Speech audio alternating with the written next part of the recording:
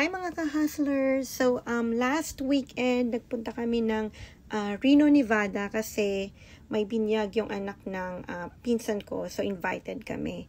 So, taga-California kami pero from California to Reno, Nevada, 2 hours lang naman siya.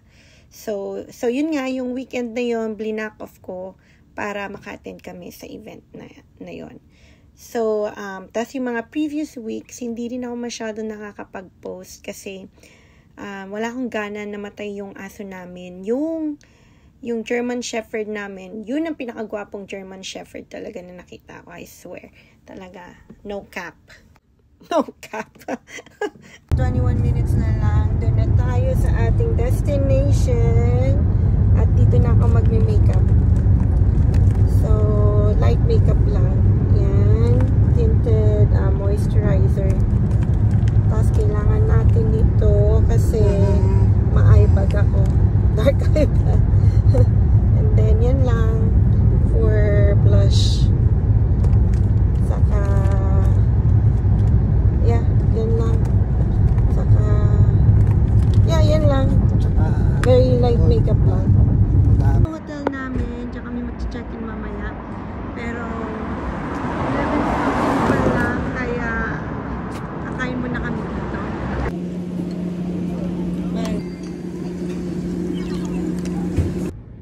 Oras ng aking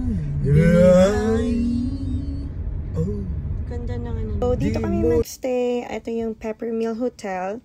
So, usually kapag nasa Reno, Nevada kami, dito kami nagstay or dun sa GSR. Pero sa GSR, masyadong maraming tao, kaya mas gusto namin dito nag-stay. So, ito, magpa-park lang kami. Oh yeah, baby. Peppermill. So, ito, magpa-park na kami. Yeah, there's a pool. Alright, yeah, Maglang na people. 33. I have the honors. My neighbor tayo. Yeah. I present to you. Okay, not bad, not bad. Tabigay ni mami, tabigay ni kuya mo mamaya. Wow!